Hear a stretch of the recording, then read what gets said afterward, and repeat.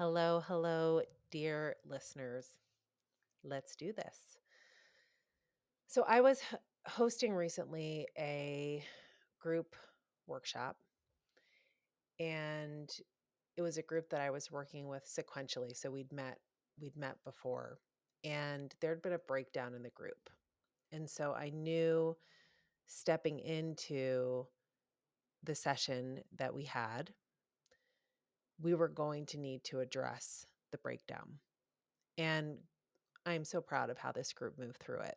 They brought empathy, they showcased vulnerability, they listened deeply, they asked difficult questions, they brought curiosity. And without getting into the specifics of what they experienced, what it reminded me of, and why I'm coming to you today talking about perspective taking, is just how important it is to get out of our own point of view. And that's what I want to teach you how to do. I want to talk to you about ways to develop and hone how you can get out of your own way and see with a fresh perspective, see something you didn't see before. Interestingly, I think I'm going to talk about this, yes, related to others. And one of the other things that I observe as a coach and as a facilitator is that one of the places where we really need to take perspective is within ourselves. Sometimes we are just on autopilot of the point of view that we hold, and we're not questioning, we're not looking deeper, we're not getting getting underneath the surface of things. And that leads us to have an isolated point of view of what's happening for us too. So we're going to look at it in this holistic way. And I'm going to take you through 4 different ways for you to practice how to take perspective. And that's what we're going to do. All right, let's start, shall we? I've already started teeing up the first one, which is the first way to practice taking perspective is look beneath the surface. I imagine many of you have heard the concept of an iceberg, right? We see only the tip of it above the water, and most of the iceberg sits underneath the surface. As with icebergs, so too with human beings. What we see on the outside, what we see in our Zoom boxes and our Teams boxes is small. Even when we happen to be in real life and we see the 3D whole person, still we're just seeing what sits on the surface. The words, the visual cues, the attire we choose, the facial expressions we wear, all of that surface level. And so the practice of looking beneath the surface asks of us to bring curiosity, not just why did you do that, but what was important to you about doing that? Do you see the difference of that? Why did you do that? Like judgment on a behavior that I see on the surface versus curiosity about what's motivating that behavior. What was important to you about doing it that way? That's the kind of curiosity that helps us get out of what sits on the surface and get into what sits underneath. We can also think about certain things that we know are unseen. We might see expressions of them, but let's take emotions, for example. Rare is it that we will see someone wear an emotion on their sleeve, even though that expression exists. There's people aren't walking around with buttons that say happy, sad. Now we might see tears and we might interpret those tears. We will interpret the tears as happiness or sadness. These are happy tears, these are sad tears, but we don't actually know. So another way to get underneath the surface is be in the practice of naming, well, here's the neutral observable thing. I'm noticing I'll sometimes say to clients when an expression of emotion shows up, I might say something like, "I'm noticing that your eyes have just welled up with water. Do you want to pause here and tell me what's happening for you?" Because I don't know. All I know is I see your what's going on in your eyes has changed. Or someone might start crying and just saying, "I'm seeing that there are tears now. Do you want to pause and talk to me about what's behind those tears?" Now, in those conversations, I'm in a coaching conversation.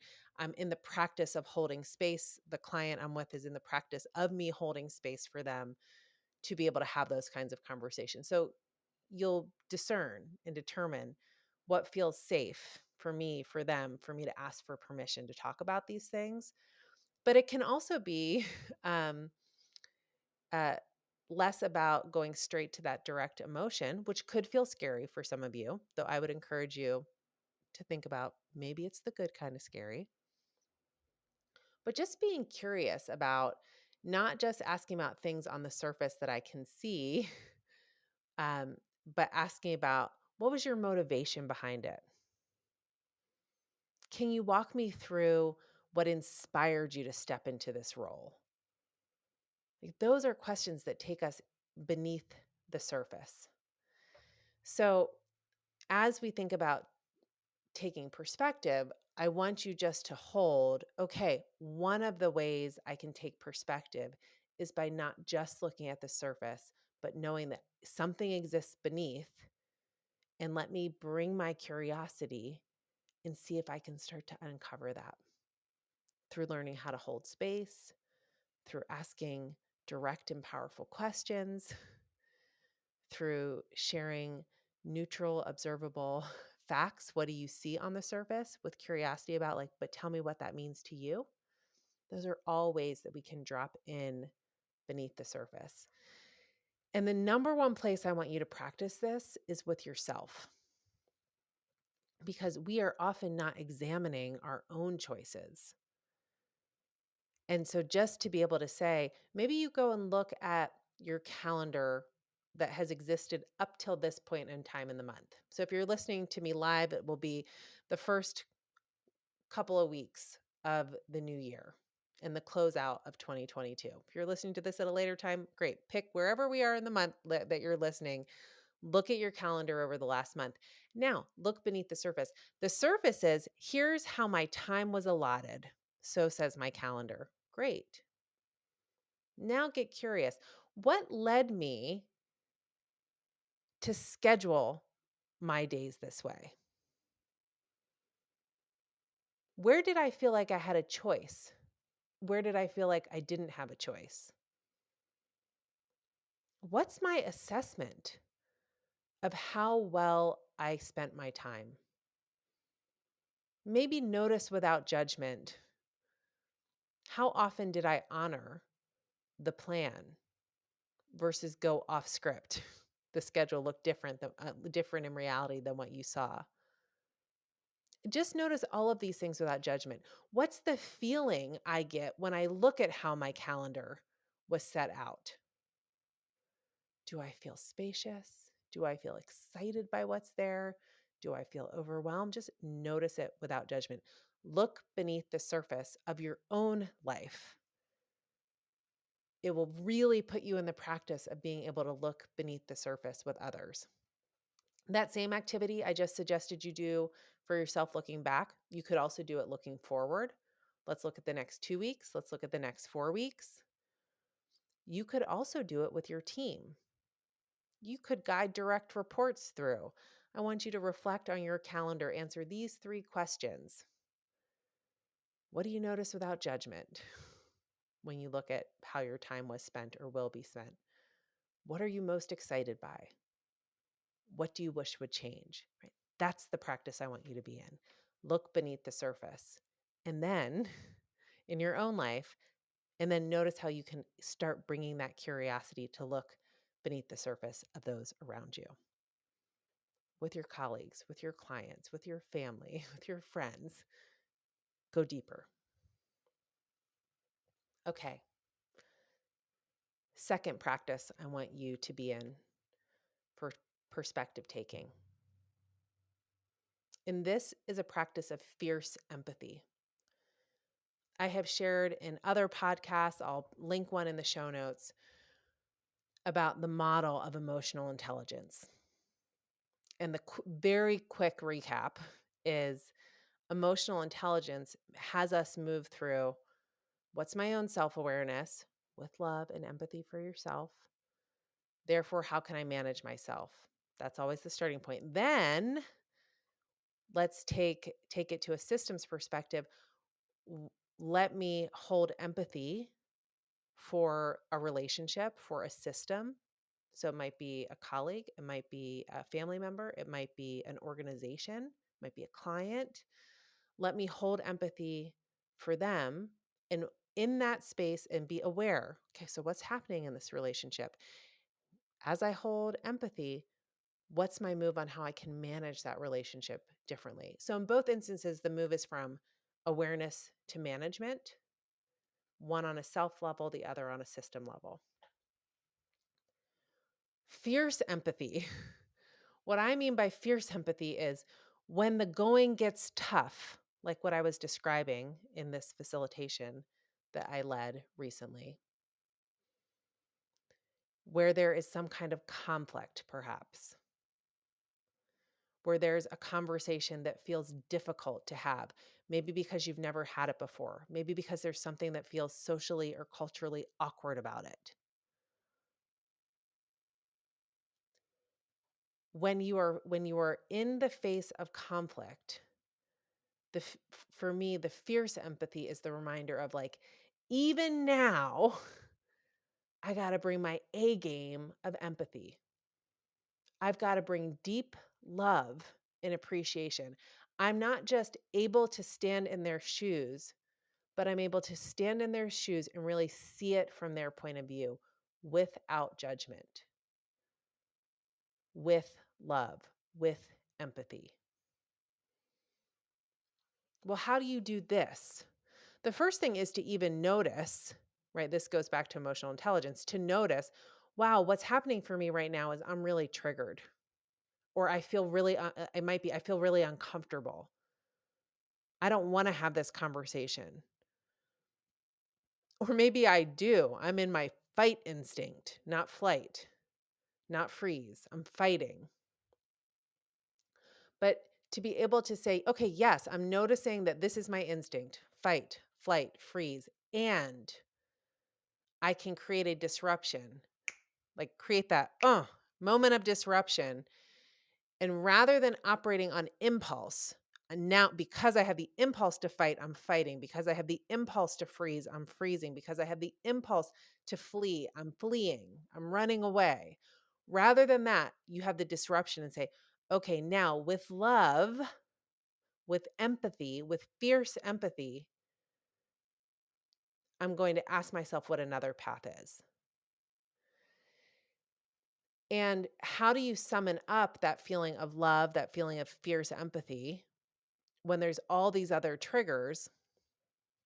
This is a practice. This is where finding ways to tap into your empathy and love, even when you're not triggered, that's one way you can build a well of empathy. Another is to put yourself in uncomfortable situations, safe, uncomfortable situations where you can summon up that feeling.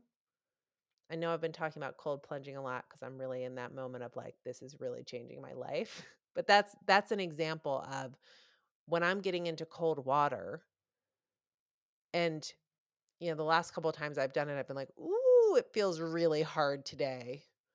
Ooh, I don't know if I'm going to stay in for 3 minutes. I don't know if I'm going to stay in for a whole minute. Like it's harder today. But I breathe through it. I might make a sound, a chant through it. I'm certainly going to tap into my breath. And that's a way that I'm coming back to here I am in a moment where my instinct now is get out of here, run.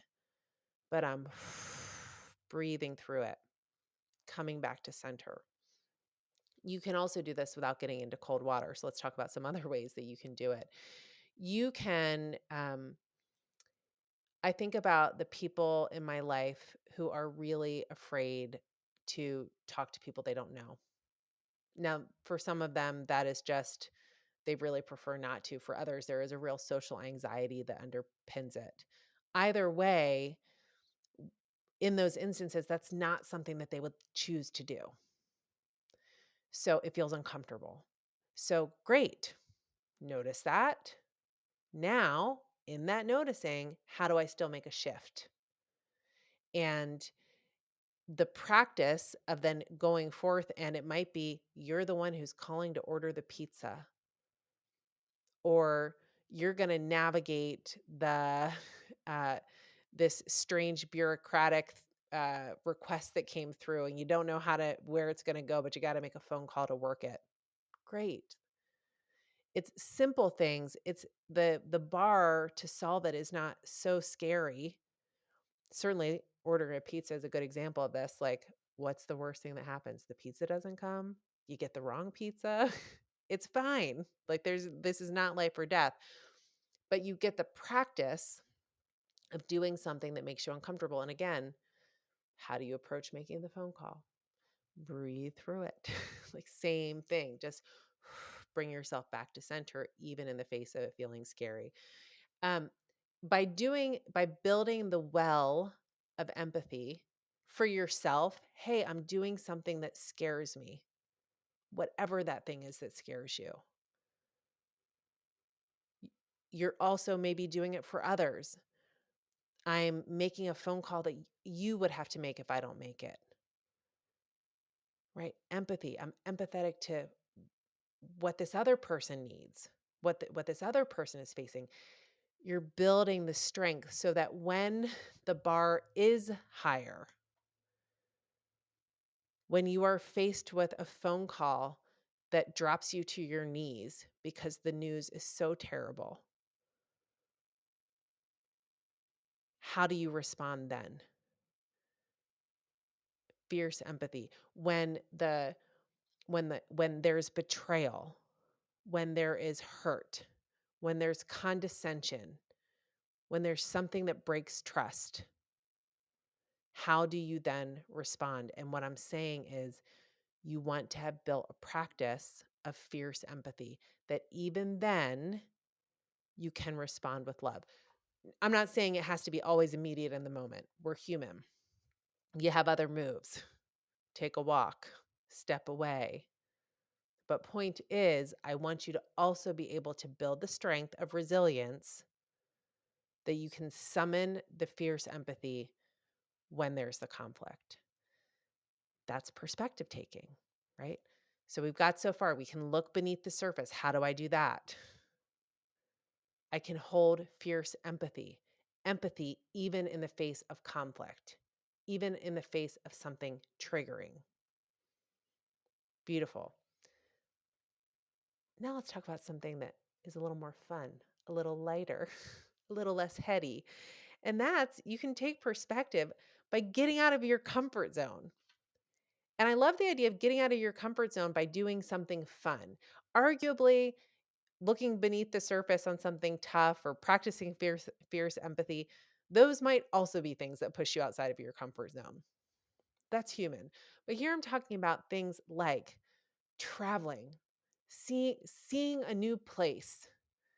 And that travel might be, I mean, I cannot wait to get on an international plane. I'm coming up on going out to the West Coast, and bless all of those people in the face of storms that are hitting right now. The footage is just, it's scary. Um, but travel, see things from a fresh perspective. Also, know that travel doesn't mean you have to go international or coast to coast.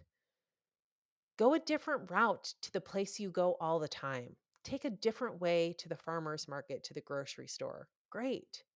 What do you see that's different? Or I love my husband, Colin. He started biking on our country roads, which admittedly was a little intimidating to, for sure, me, that we love to bike, but we just hadn't done it since moving to the Catskills. And And so again, kind of funny, scary to scary to bike here on these mountain country roads, but easy to bike in urban Washington D.C. even before there were all the bike lanes that had been created. So again, there's perspective. What's familiar, what's not familiar. But anyway, he got out on his bike and he started by riding this road that we drive all the time. It is a road that leads us to everywhere that we go. And I have still not biked on it. But I know now from his biking on it that he's like, over here, there's actually a stream. You don't see it from here. There's this beautiful sound that runs. Like, that's a new perspective. He sees things he didn't see before because he tried it a different way. I love that. Like, beautiful. You can also do this through things like drawing or even just handwriting. It feels different to be in the tactile nature. Our brains process differently when we write something out by hand or when we draw it, when we take a photo versus um, when we're typing. So it's just different. It's tapping into a new way of seeing. If the only thing you ever did, I see this with my children. They're past this now. Thank you, COVID, and more screens being entered into our life at a very young age. But I've seen it in the reverse too, where they're used to everything being drawings and then starting to write things out and then putting it into typing. And like, that's a different kind of way of processing. So it's not that one's better or worse, but it's just what's different. And I know I'm imagining for many of you on the podcast, you are a professional who is out there on screens, typing, processing so much of your life that way. And that's where I'm always like, pick up a marker, draw it for me, handwrite it for me, take a photo of that handwritten reflection, and it'll be fine. I'm sure I can read it. And if I can't, you'll tell me what it says because it helps us get out of our comfort zone and see things from a new perspective. You can also do it through art and movies. I went to a movie in German with subtitles, and it was lovely. I did this for my birthday, which I celebrated this last week. And kind of a funny choice. Side note, I saw Corsage, and it is all about a woman. I won't give anything away, but all about a woman who's like how life ends at 40. I was like, here on my 42nd birthday, this was an interesting choice to go out to see. But what I love about it is I'm hearing things in German, and I studied German and I've lived in Germany for 2 years, and it like activated this part of my brain that was so dormant and took me outside of my English speaking comfort zone. Lovely. It also was, I was watching it on a big screen, and I haven't watched a movie that's not aimed at my children's demographic in a really long time on the big screen. Different perspective, getting out of my comfort zone, seeing things differently. So there's all kinds of ways that we can break our comfort zone, do something different that are fun. Maybe uncomfortable, like we're in the momentum of doing it one way, but just invite in the possibility of trying it a different way. And that's really all I want you to do when you're getting out of your comfort zone. Find fun ways to break the pattern you're in and try it a different way. Okay, last one. Go beyond. Go beyond is the bookend of the visioning process that I guide my clients through. And it's the closing bookend. And it's this invitation to expand your consciousness, to understand that right now, as you listen to this podcast, your awareness of yourself is vast. And the potential for you to see more is also vast. Both can be true. Your ability to expand into greater consciousness does not diminish where your current consciousness is. That's my point of view. And so when we go beyond, for me, this is the invitation to seek out activities that expand your consciousness. For one person, that might be having an astrology reading or uh, flipping a tarot card. For some of you might be like, what? That's weird, scary. I would never want to do it. I was in that camp for a while. And it was actually my not outsourcing my autonomy or my ability to discern things for myself, but my curiosity of, well, what do the stars teach us?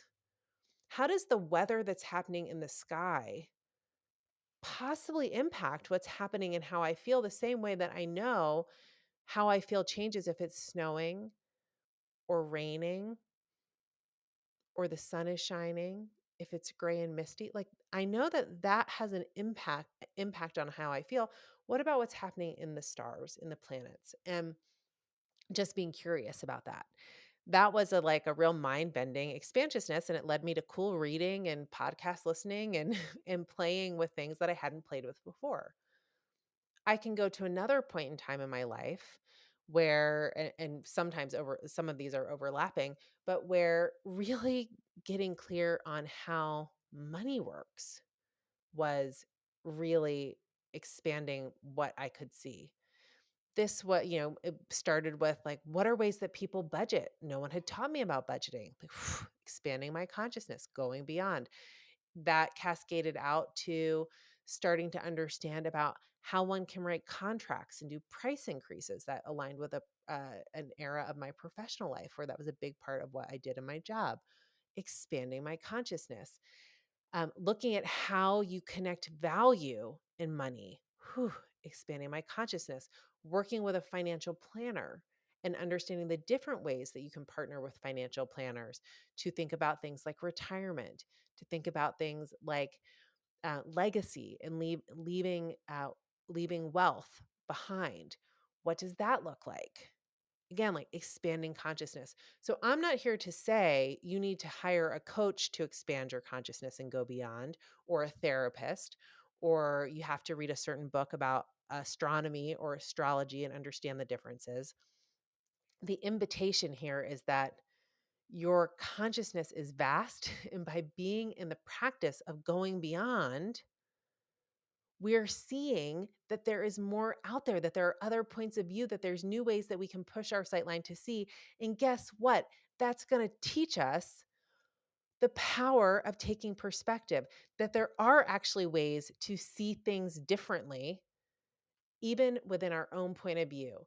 So then, too, it makes sense that we can hold that in our point of view and somebody else's point of view, that perhaps our differing opinions can also both exist because we've experienced that evolution, that expansion of sightline, even within ourselves.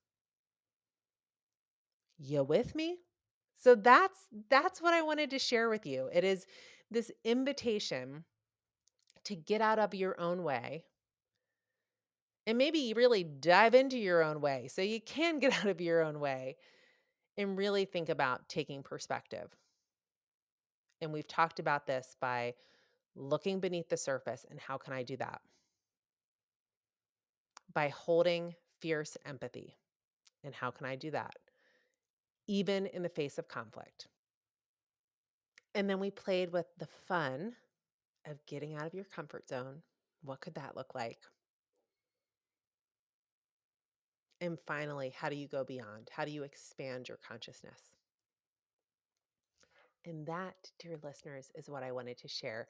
I hope that you will leave today with some inspiration for how you might play with expanding your own perspective and how you might start to practice that. Yes, certainly in low risk scenarios where you can really play and feel safety in doing that, and that you can summon your courage to practice taking perspective when the stakes are higher, when there is maybe conflict or it feels really tough. And how do you continue to hold, to expand your perspective even in those moments? And that's my wish. If you have been inspired by today's episode, I am delighted.